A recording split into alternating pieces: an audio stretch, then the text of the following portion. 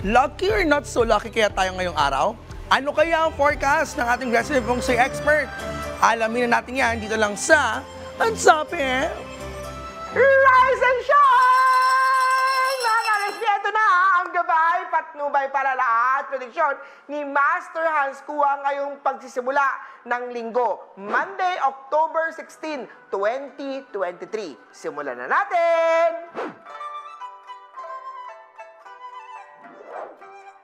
Para sa mga pinanganak ng Year of the Rat, healthy luck star ay nasa chart. Meron din mga good star at marami pang opportunity. Red po ang OTD natin dahil yan po ang maswerteng kulay. Ang maswerteng number naman ay 1. Eto naman ang sinilang ng Year of the Ox conflict day to day, kaya magiging komplikado ang mga bagay dahil sa pabago-bagong pag-iisip. Para naman sa Safe Travel Star, makakatulong ang pagsuot ng turquoise na lucky charm. Lucky number ay 7, lucky color naman ay white. Eto naman sa Year of the Tiger, may possibility na ikaw ay maloko ng isang kakilala. Kaya naman makakatulong ang pagsuot ng black onyx sa left hand upang makaiwas tayo sa mga negative energy. Yellow ang maswerteng kulay, number 10 naman ang swerteng number sa Year of the Tiger.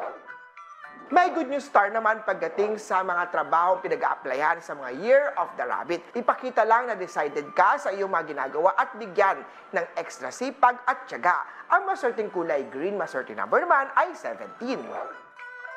Para naman sa mga pinanganak ng Year of the Dragon, mahihirapan kang tanggapin ang katotohanan. Ngunit kailangan mo nang mag-move on para sa kinalaunan. Pagdating naman sa Happy Family Star, iparamdam sa buong pamilya na tunay ang pagmamahal mo. Makakatulong ang pagsuot ng something gray dahil yan po ang maswerteng kulay for today. Number 5 naman sa Year of the Dragon. Sa mga Year of the Snake naman tayo, mahalin mo ang trabaho dahil may magandang balita sa iyo ang isang boss o boss mo o ang katrabaho. Number 16 ang maswerteng number, brown naman ang swerteng kulay sa Year of the Snake. Eto naman! Sa mga pinanganak ng Year of the Horsey, iwasan ang madalas sa pagiging late sa trabaho. Hindi yan maganda. Ingat din sa binibitawang salita dahil activated ang hurtful word star. Makakatulong ang pagsuot ng black onyx. Ang maswerteng kulay ay peach, number 3 naman ang swerteng numero. Punta naman tayo sa mga Year of the Goat. Ikaw ang maswerte. Ngayong araw, may bagong family member na sa chart mo, kaya naman ang maswerteng numero ay 12, maswerteng kulay naman ay purple. Sa mga pinanganak naman ng Year of the Monkey, naku, third party star ay posibleng maranasan ngayong araw. Makatulong ang pagsuot ng rose quartz sa left hand para makaiwas sa third party romance ito.